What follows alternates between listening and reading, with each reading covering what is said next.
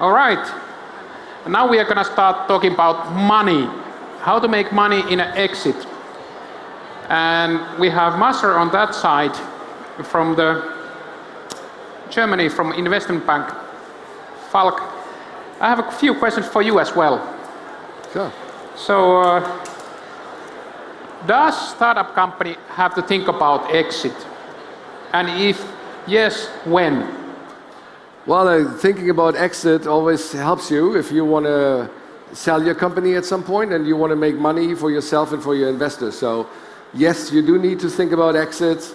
Basically, not from day one when you're starting your company, but probably day 2 would be a good timing for that. What is the biggest mistake which startup company can make regarding the exit? The biggest mistake you can think of?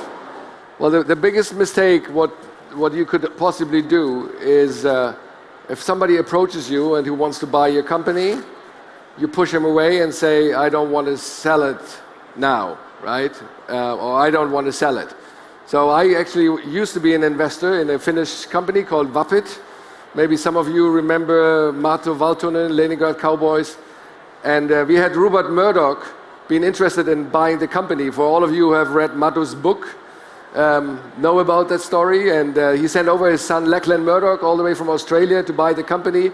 He sent him over once in spring 2000. He sent him over another time in summer 2000. And we played hard to get. The stock market fell down. And that was it, right? Lachlan Murdoch never called back and never answered our phone calls. And unfortunately, Vapit was toast at the end. All right. I'm not going to take more of your time. Stage is yours. Thanks a lot, Kim. Good. My presentation, therefore, is about toast, okay? So toast or no toast, that's the real question, and it's about exit timing, what I believe. So if you go to the next slide, or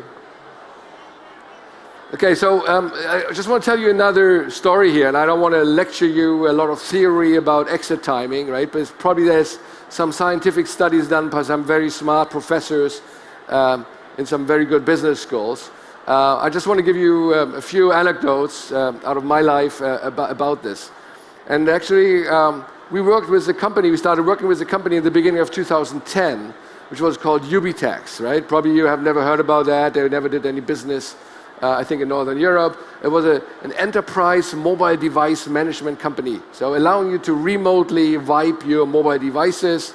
And that was a pretty new technology back then in the market, which was all done on-premise software. We launched the company, we launched the sale process because the investors were really fed up with the company, right? That was one of those companies which has continuously succeeded in underachieving its revenue targets, right? If you talk to any investor, and some of you probably are investors here in the room, right? You know that all the companies who are presenting their budgets, like 90% of them are underperforming, probably even more. So this was one of the companies. The company went in dire straits. Investors had little hope that this company could ever be successful. So we took on the mandate because we believed that they have some real good technology, and guess what? They had a really good CEO as well, who was a very good salesman, right? As a CEO, you need to be a salesman. So we took the company, went to Mobile World Congress in Barcelona, and met a bunch of companies. A bunch of pretty large companies from the mobile sector. And that was the start of a journey when we tried to sell this company. Next. So when we did that, then suddenly there emerged a little company in Silicon Valley called Mobile Iron. Right? Mobile Iron raised a total of $157 million from Sequoia and others, right? Before their IPO in 2014, where they raised another 100 million, okay? So that company was backed by Sequoia. And you know, the way how Sequoia invests, they make category leaders, right? So they create a company which really owns the sector and is really strong in that. And that was suddenly putting a lot of interest in the market on that sector. That suddenly people realized, oh wow, mobile device management for the enterprise. That is something what we need to manage the fleet of mobile devices at the enterprises. When people are drunk at night and at 3 o'clock in the morning they forget their phone in the taxi with all their corporate data on it, right? So that was becoming really interesting. So suddenly we thought like, hey, geez, why don't we raise some money on Sand Hill Road? So we actually took this company also because the sales process was really going slow, right?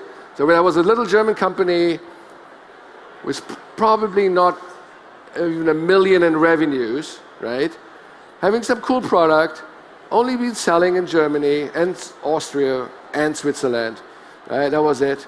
And we taking them to Sand Hill Road, right? Sand Hill Road stuff, and the VCs over there loved it. Only issue was the company was German, right? So other than that, that was cool stuff. But there was some significant investor interest. But they created a category. So Sequoia created that category by investing money in mobile iron. Next, plus.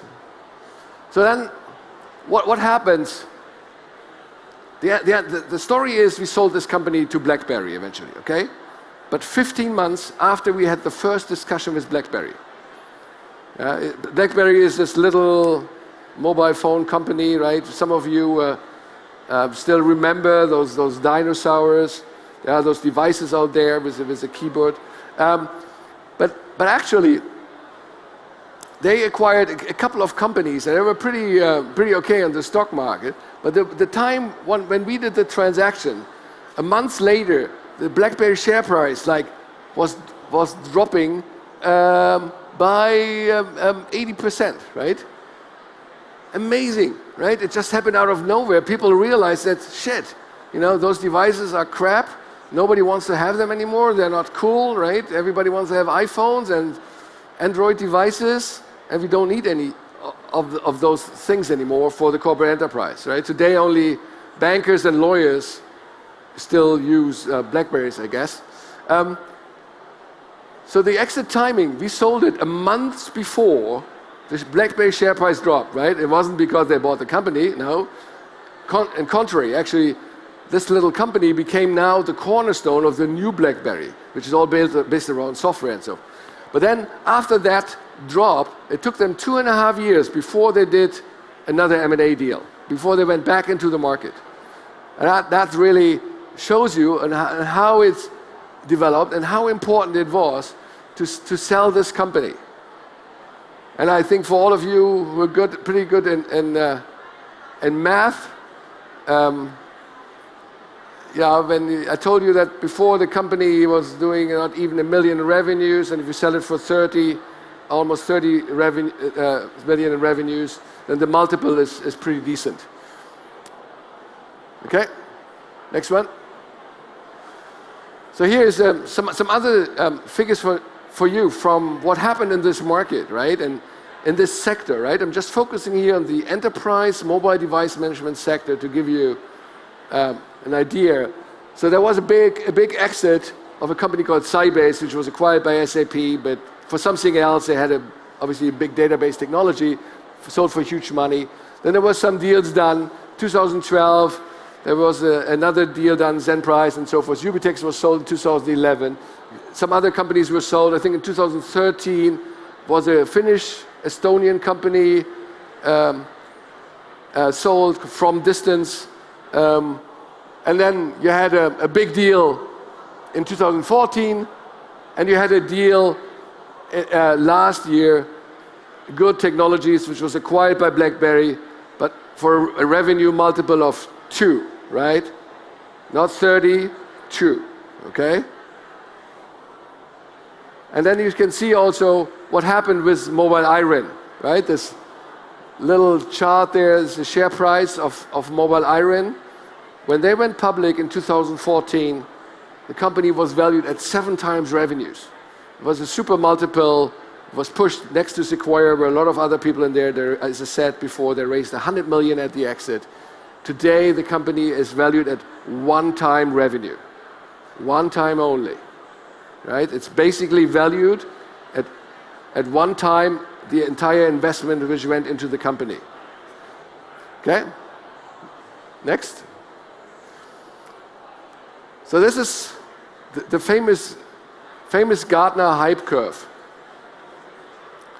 And before going into investment banking and investments, I was also for a short time an analyst at Gartner Group, so I was drawing those things on sectors. And that is something which you should always remember. And no matter in which industry you're in which sector where you're playing, you can always look at the Gartner hype curves for your sector and see where your space is in this development, right? So you have this little thing there on the left, and they have the peak of inflated expectations. That is when everybody invests in a sector. So look at the IoT market, right? When you had 2 years ago, Google bought Nest, a company with 80 million revenues in the trailing 12 months for $3.2 billion US. And suddenly the sector was like boom, it was there, right? Before that, it was really dormant, but suddenly the sector was becoming a hype. And we have been, for example, working with a company which is pretty similar to Nest, and those people got calls from all the investors all over the world calling in this company because suddenly there was a hype on this sector, right? But you need to really trace your company continuously and see where you are. You probably should have, if you're a CEO and running a company, you should have it in your office and see exactly where you're moving. Because you want to sell at this first peak, ideally. That's when you want to make the exit. That's when you make the big money. If you're missing that, then you have the trough of disillusionment, right? When it's really coming down and suddenly people realize, oh, shit, this is a real, it's not just a thing which is like printing money, right? Remember the clean tech sector. A few years ago, all the investors left the mobile and internet world and went into clean tech and started clean tech funds. And if suddenly clean tech was up, a lot of people were putting money into clean tech, and then they realized, oh shit, this is like industrial technology. It takes us not 10 years to make good returns for our money, but it takes like 15 or 20 years. So they also went through this valley of disillusionment. And then suddenly you have the enlightenment, and you realize that industry is coming back, and then you have a plateau of productivity, and then maybe at some point you can really sell your company again, right? But I think it's illustrative to show you that this first peak, when something is very hyped, and if people are coming to you and approaching you, and you have that inflated expectations in your sector, that seems pretty good timing. Next one. So if you go now to home tonight and you go back to your company tomorrow, there's one thing really I would like you to remember. And this one thing is about the exit timing is, in a good market, you can sell also crappy companies. In a crappy market, you can't sell anything, right? I mean, some of you lived through the Lehman crisis, right? 2008 in the fall, and guess what, right? At this point of time, we were having an LOI signed, negotiated fully with a Finnish company, which we were selling to a publicly listed Swedish company. It was all done. Yeah, all the lawyers' documents, contracts were all done. We're just waiting for approval from the Swedish listed company. Stock market crashed. They fired the CEO. Guess what? No deal, right? No deal happened. It was after almost a year of work. It was terrible, right? But not after Lehman Brothers collapsed. M&A market collapsed entirely, right? Some of my colleagues back then, they said like, oh, the market is crap. I'm gonna go to the island. I spent the next year on an island, spend it with my family. I don't do any deals because there's no deals. There are no deals. It's over. It's over. You're toast, right? If you miss that market window things, the markets are flaky at the moment, right? The stock market is crashing, forget about your exit, right? It will take a lot of time until it's coming back. And that was the same if you had in 2000, what I told you with Wappet, we had it back in 2008, now it's 2016, so I'm not sure this is going to happen every 8 years, but the stock market is going through cycles. If the stock market is crappy, no matter what your company is, you can't sell it, okay? No matter what you think. I mean, a lot of people are thinking, hey, I can sell my company, but it's going to be so much more if I just get this next new big customer, or if I get that fantastic new product in place, which is just about to launch and we have been developing for the last 18 months. That's not important. This is nice. It might change your valuation a bit, right? But if there's no M&A deal happen, do you think that you will be the exception? Well, I don't think so. Next one. Okay, so I'm with Bryan Garnier, and that's the other thing I want you to take home. So we are an investment bank, 150 people, founded in London 20 years ago, and are now in those super locations, and I'm the guy from Munich. And for some of you who know me from before, I merged my former company, Cartagena Capital, into Bryan Garnier, beginning of the year. So I did an M&A transaction in my own rights, and that's what it is. And I hope all of you will go home tonight and think about it if you want to be toast or no toast. Thank you very much.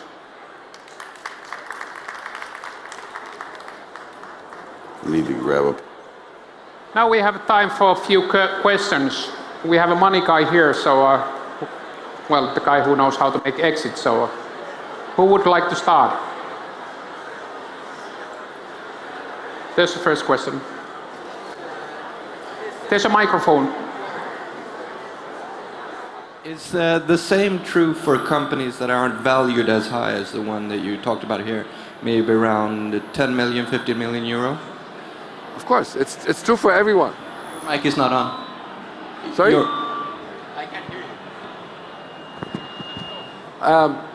you. Sorry, can you repeat your question, please? If the same is true for companies that aren't as large as the one you spoke about here, maybe between 5 million and 15 million euro. Absolutely, same is true for any company. Really, it's size doesn't matter. As you know, like Cisco has always been one of the most acquisitive companies out there in the market, right? For the last decades, right? They're buying a dozen companies every year. After the Lehman market crash happened, they did not buy a single company for 12 months. Not a single one. Nothing is happening, right? It's true for small and large companies. Because suddenly, the companies, what is happening is, if the markets continue to fall, right, and people cut all the spending on non-essential stuff, right, and everything which is non-core, which is not in the company today, they don't spend money on, and the boards say like, no, right, no more acquisitions. Everything which is currently being negotiated is put on ice, put on hold, and most likely never coming back.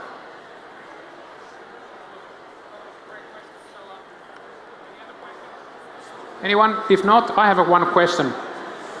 How come you chose the enterprise mobile device management? I don't know if you knew, but in Finland we have sunk tens and tens of millions to MDM, mobile device management, and absolutely no one has made money. I think they all have made losses. No, this market obviously is no longer there as a standalone market, right? It's been integrated into larger offerings like EMC bought a company, Semantic bought a company, and so forth. So it is today. It's probably a feature of some other larger software solutions. SAP has something, but so it's no longer a standalone market. It's no more business to just sell it by yourself. BlackBerry has focused the entire software business around that stuff, so that is gone. But it's like, if you want to know more, actually there's going to be a workshop about exit at I think 12 o'clock the workshop area. So if you want to hear more, and I can tell you a bit more secrets about exits. Thank you. Thank you, Falk.